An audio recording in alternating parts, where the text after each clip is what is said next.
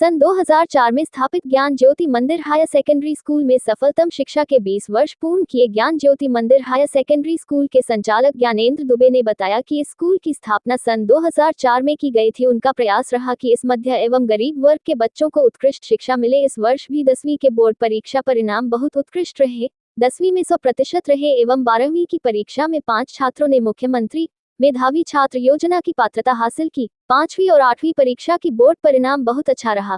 ज्ञानेंद्र दुबे ने बताया कि समाज सेवा के भाव से ही यह स्कूल प्रारंभ किया था और अभी भी इसमें कम फीस पर छात्रों को शिक्षा दी जाती है। स्कूल भवन पर फुली फिनिश्ड रूम और कंप्यूटर लैब है, साथ ही पूरा कैंपस सीसीटीवी कवर्ड है। ज्ञानेंद्र दुबे कहते हैं कि उन्हें इस बात का संतोष से कि पैसों के अभाव में स्कूल का कोई विद्यार्थी शिक्षा से वंचित नहीं रहा और ऐसे छात्रों ने बहुत अच्छा प्रदर्शन भी किया है। देखिए, हमारा स्कूल तो हर साल बहुत अच्छा परफॉर्मेंस देता है। हमारे यहाँ का जो रिजल्ट रहा है गत वर्षों का, हमारे यहाँ 12th और 10th क्लास में टॉपर्स स्टूडेंट्स निकले हैं। अभी कुछ बच्चे दिल्ली यूनिवर्सिटी में पढ़ाई कर रहे हैं, जैसे आस्था साहू मध्य प्रदेश में वो 7th रैंक लेके आई थी 10th में, और इसके बाद भोपाल टॉपर्स थी। उसी तरह थोड़ा सा कोरोना के बाद एजुकेशन जरूर डाउन हुआ है सभी जगह का, बच्चे चिड़चिड़े और जिद्दी प्रवृत्ति के हो गए हैं। इसके बावजूद भी विपरीत परिस्थिति में हम लोग एक बहुत अच्छा रिजल्ट भी दे रहे हैं। बच्चे बहुत अच्छी मेहनत करके पास आउट भी हो रहे हैं। तो लास्ट ईयर अभी जो रिजल्ट अभी हमारे यहाँ 12th क्लास में 91% से बच्चा पास हुए हैं। 5-7 बच्चे ऐसे हैं जिन्होंने प्रतिभावान का जो रिजल्ट मुख्यमंत्री मेधावी छात्र योजना 75% तो वो 25,000 जो भी मिलता है तो वो उसमें भी लिस्ट में नाम है बच्चों का। 10th में भी बहुत अच्छे बच्चे हैं। खुशी हमें इस बात की है कि हमें एक ऐसा मौका मिला है कि मध्यम वर्गीय परिवार और गरीब परिवार के बच्चों को जो सीबीएसई और आईसीएसई स्कूल की जो फीस है उसको नहीं पेमेंट करके और पढ़ा पा रहे थे बच्चों को, वो पेरेंट्स हमारे स्कूल में अपने बच्चों को पढ़ाकर पढ़ाई के एक अच्छा स्तर मेंटेन करते हुए बहुत अच्छी जगह पर पब्लिक स्कूल का जो इंफ्रास्ट्रक्चर होता है वैसा इंफ्रास्ट्रक्चर आप मेरे पास वो सारी चीज़ें हैं जो 12वीं तक के बच्चों को पढ़ने के लिए चाहिए।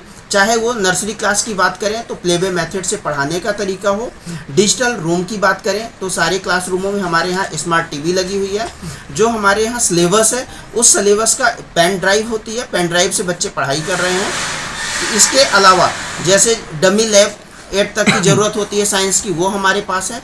डमी लैब के साथ साथ 10th, 9th और 11th, 12th के लिए फिजिक्स, केमिस्ट्री और बायो की लैब होती है, वो प्रॉपर बनी हुई है। और ये सब उसी अफोर्डेबल फीस पर जो जी हाँ, उसी फीस पर है। और कंप्यूटर की भी बात करें तो हमारे यहाँ एक व्यवस्थित कंप्यूटर लैब भी है और साथ में इनका कोई अलग से चार्जेस नहीं है। Sir, how many student 1 to 12th? Something 600 students. जी।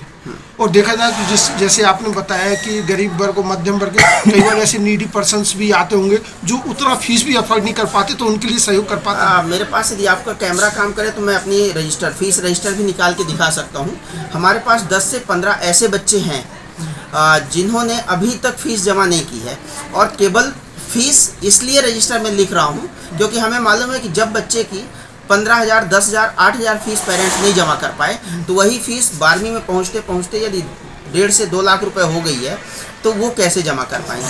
लेकिन बच्चों के दिमाग में ये बैठे कि हमें स्कूल वाले फ्री में पढ़ा रहे हैं, इसलिए हम उसको हिसाब बना के रखते हैं। लेकिन पैसों के अभाव में कोई छात्र शिक्षा से वंचित नहीं है। अभी आप लिस्ट में जाके देखिए तो कनक यादव बच्ची है जो 10th क्लास में 81% प्राप्त की है, और फोटो भी लगी हुई है उसकी 10th में।